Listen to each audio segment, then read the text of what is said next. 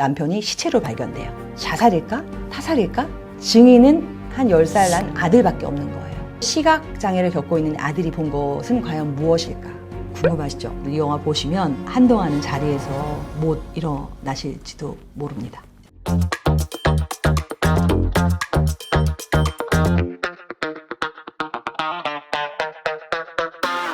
네, 안녕하세요. 저는 부산국제영화제에서 서유럽, 중유럽, 그리고 아프리카 영화의 선정을 담당하고 있는 서승희라고 합니다.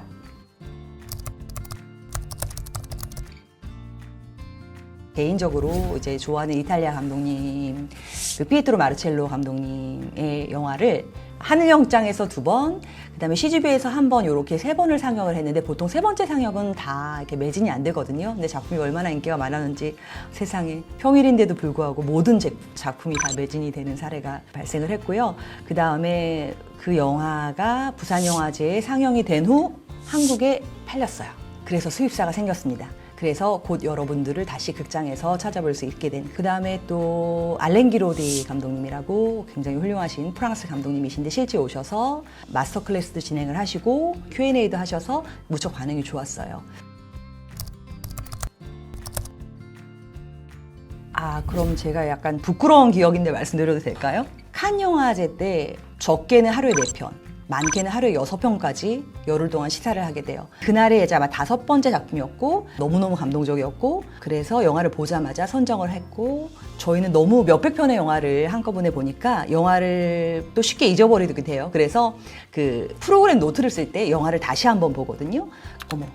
40분 정도가 제가 난생 처음 보는 장면인 거예요. 40분을 잔 거죠, 제가 영화를 보다가. 그래서 40분이나 제가 잤는데도 불구하고 그 영화가 정말 가장 감동적인 영화 중에 한 편이었거든요. 그 영화가 얼마나 훌륭한 영화인지 다시 한번 깨달았습니다.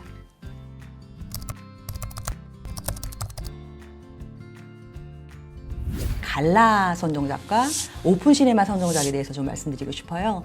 올해 갈라로 제가 선정한 영화는 프랑스 베르트랑 보넬로 감독님의 더 비스트란 작품이에요. 어떤 여자, 남자가 있어요. 그런데 1910년대, 2014년, 2044년 이렇게 세 시대를 걸쳐서 새로 태어나는데 같은 여자와 같은 남자가 만나게 돼요.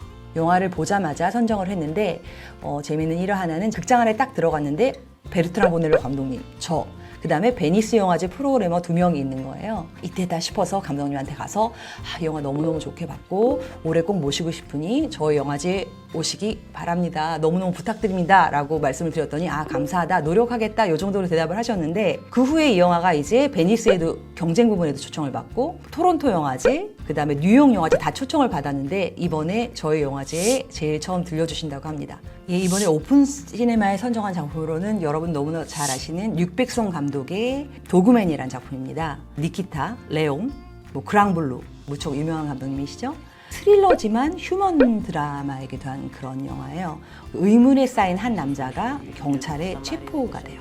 머리는 금발에 여성같이 이렇게 옷을 입고 트럭 운전을 하고 있는데 그 뒤에 한 몇십 마리의 개를 실은, 궁금하시죠? 단 한순간도 눈을 떼지 못하실 만큼 탄탄한 구성이 돋보이는 작품이고요. 굉장히 슬프기 때문에 여러분 손수건 준비하시기 바랍니다.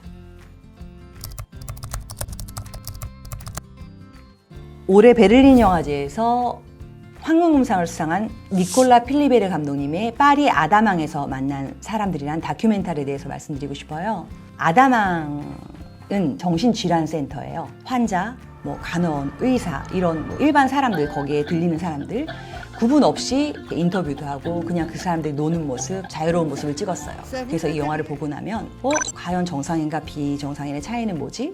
여러 가지 생각을 들게 만드는 훌륭한 다큐라고 할 수 있겠습니다.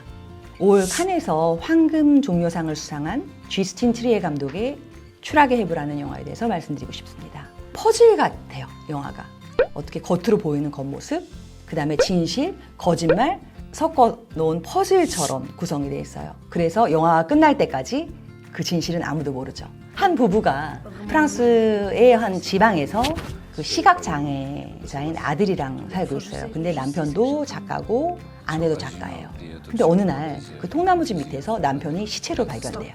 그래서 이게 자살일까? 타살일까? 사고일까? 라고 사람들은 궁금해하겠죠. 그러면서 이 아내는 기소가 돼요. 의심을 받아서. 아내가 법정에 섰을 때 증인은 한 10살 난 아들밖에 없는 거예요. 여자 주인공의 무고를 증명할 사람도 이 아들밖에 없는 거죠. 그래서 시각장애를 겪고 있는 아들이 본 것은 과연 무엇일까? 약간 스릴러이기도 하고 법정 영화이기도 하고 한에서 보고 많은 사람들이 무척 사랑했던 영화입니다. 이번 칸 영화제에서 감독상을 수상한 트라하논 감독의 프렌치스푸에 대해서 말씀드리고 싶어요. 포토프라고 그 한 프랑스 요리의 이름이에요. 줄리엣 비노시랑 부누아 마지엘 그 두 분이 열연을 하시는 작품입니다. 요리에 관한 얘기도 하지만 사랑에 관한 얘기기도 해요. 그래서 하나 특이한 점은 이 영화의 사운드는 거의 다 동시 녹음이에요. 음식을 하는 소리, 음식을 하러 이제 재료를 찾으러 가는 발자국 소리, 뭐 음식이 끓는 소리, 요런 소리를 제외하고는 다른 사운드도 없어요. 그래서 배우들의 명연기, 그다음에 감독의 연출력, 눈을 즐겁게 해주는 그런 음식들 갖춰진 영화라고 보시면 되겠습니다.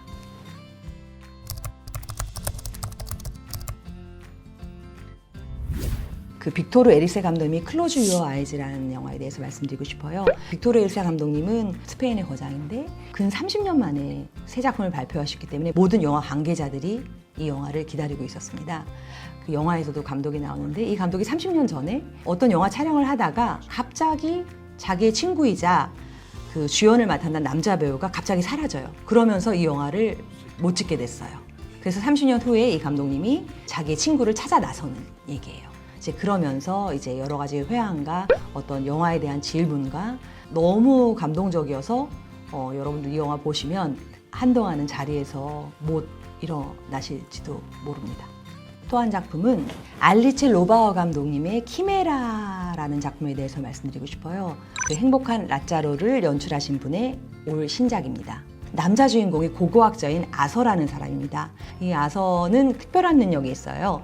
땅에 파묻힌 어떤 그런 유적을 어디쯤에 파묻혀 있을까 이런 거를 땅을 파보지 않고도 감지하는 그런 예지력을 가진 사람이에요. 그 아서라는 사람의 어떤 그 잃어버린 사랑, 죽음과 어떤 시간을 초월한 어떤 그 사랑에 관한 굉장히 낭만적인 영화라고 보시면 됩니다. 네, 여기까지. 프레드릭 와이즈만 감독님이에요. 메뉴의 즐거움, 투악으로 가족이라는 영화에 대해서 말씀드리고 싶어요. 다큐멘터리에 현존하는 가장 큰 거장이죠. 3스타를 받은 프렌치 레스토랑을 조명합니다. 차려진 음식이나 사람들이 그 음식을 먹고 얼마나 맛있는지를 설명하는 장면들이 많잖아요. 그런데 이 영화는 한 음식이 놓이기 전까지의 과정을 더듬어요. 그래서 무려 러닝타임이 4시간이나 되는 작품인데요. 저는 올해 본 작품 중에 한 5번째 손가락 안에 들어가는 좋은 작품이었어요. 그래서 그 영화만 보고 있으면 요리가 예술이구나라는 생각도 하게 되고 감동적인 다큐멘터리라고 말씀드릴 수 있겠습니다. 카트린 브레이아 감독님의 라스트 썸머라는 작품이 있어요. 카트린 브레이아 감독님은 그 프랑스 여성 감독 중에서 좀 대가라고 할 수 있는데요. 그 아버지의 여친, 그러니까 새엄마와 청소년과의 사랑을 다룬 영화인데 그 사랑이 주제가 아니라 사랑 이면에 스며있는 어떤 그런 모습들이 드러나게 돼요. 무척 좋은 작품이니 꼭 관람하시기 바랍니다. 그리고 너무 많아요. 난니 모레티, 필립 갸렐, 앙겔라 샤넬렉, 리산드로 알론소 감독님, 미셸 공드리 감독님, 마르코 벨루키오 감독님, 빔 벤더스 감독님의 신작 다 보셔야 됩니다.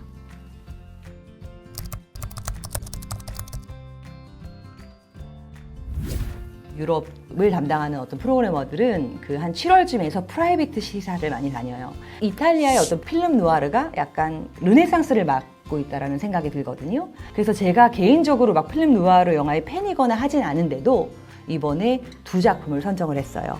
안드레아 디 스테파노 감독님의 아모레의 마지막 밤이라는 영화가 있는데 아모레 경관이 어떤 명예로운 퇴직을 하루 앞둔 시점에 자신의 어떤 그 동료 파트너가 죽었다는 소식을 듣고 여러 가지 사건에 연루되면서 벌어지는 이야기예요. 또 하나는 베니스 영화제 경쟁 부문에 오른 스테파노 솔리마 감독님의 아다지오라는 작품이 있어요. 이 영화도 필름 누아르인데요.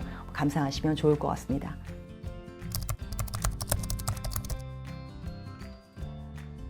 자, 올해 원픽 알랭 파로니 감독의 끝없는 이유라는 작품이 있어요. 새 어떤 청춘들을 담은 작품이에요. 보자마자 이 감독님은 정말 크게 되시겠는데? 이탈리아의 어떤 미래를 짊어주실 분인데 이런 느낌이 들었어요. 여러분 끝없는 일요일 꼭 기억해 주시기 바랍니다. 자, 2번째 감독님은요. 프랑스의 스테판 카스탄 감독님의 빈센트 머스트 다이. 빈센트는 죽어야 한다. 불어로는 뱅상 두아 무히. 그래서 뱅상은 죽어야 한다. 뭐 이런 작품인데요. 어느 날 회사에 이렇게 앉아 있는데 뭐 이렇게 농담식으로 이렇게 얘기를 했다가 젊은 직원한테 맞아요. 그렇게 영화가 시작하는데 이 사람이 집에 가면은 그 어떤 그 아파트 건물에서, 길에 가면 또 길에서 눈만 마주치면 그 사람이 공격을 가해오는 거예요. 그래서 너무 이제 겁이 많아져서 결국 자기 유년 시절을 보냈던 그런 시골 마을로 숨어서 살게 돼요. 단지 이런 호러무비냐 그런 것이 아니고 여러 가지 두려움에 쌓여있는 우리 사회에 대한 은유라고 할 수 있거든요. 그래서 이 작품이 월드 시네마에서도 상영이 되지만 미드나잇에서도 상영이 됩니다. 그래서 여러분들 재미있게 감상하실 수 있을 것 같습니다. 토마스 카일리 감독의 애니멀 킹덤이라는 작품에 대해서 말씀드리고 싶은데 아마 이 감독님의 두 번째 장편일 거예요. 동물로 변해가는 어떤 인간? 아니면 동물과 인간의 경계에 대해서 질문하는 영화? 조류인간, 멧돼지 인간 이렇게 변하는 거예요. 그래서 결국 어떻게 돼요? 인간들은 자기와 차이가 있는 사람들을 무서워하잖아요. 그래서 이 사람들이 인간임에도 불구하고 이런 사람들을 이제 잡아 가두기 시작하는 거죠. 그래서 어떤 가족이 있는데 그 엄마가 그렇게 어떤 조류인간으로 변하게 돼서 결국 병원에 어떤 집단 호송차에 이동을 하면서 도망을 가게 돼요. 그래서 이 아들이 결국 아버지와 함께 이 어머니를 찾아 나서요. 그런데 어느 날 이 소년에게도 같은 증상이 나타나는 거죠. 이 소년은 과연 동물의 길을 택할까 인간의 길을 택할까 갈림길에 섭니다. 칸 영화제에서 처음 이 영화가 상영이 된 다음에 프랑스 영화의 어떤 새로운 지평을 열었다라고 평가받을 만큼 호평을 많이 받았던 작품이에요.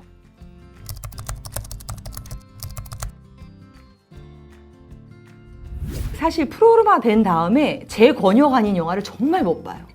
왜냐하면 너무 봐야 되는 영화가 많다 보니까 서유럽 영화가 많잖아요. 볼 시간이 없어요. 또 영화제 끝나면 지쳐서 저희 한 2달 정도는 거의 넉다운 상태잖아요. 그래서 제가 관객으로 돌아온다면 서유럽 영화나 아프리카 영화 빼고 다 볼 거예요.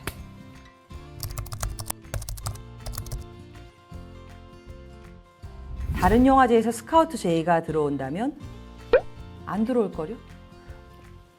좋아하는 사람과 영화 안에서 데이트할 때조차도 영화에 집중을 잘 하시는 편이신가요? 저 결혼한 지 다시 할게요. 좋아하는 사람이 없어요, 저는. 이제.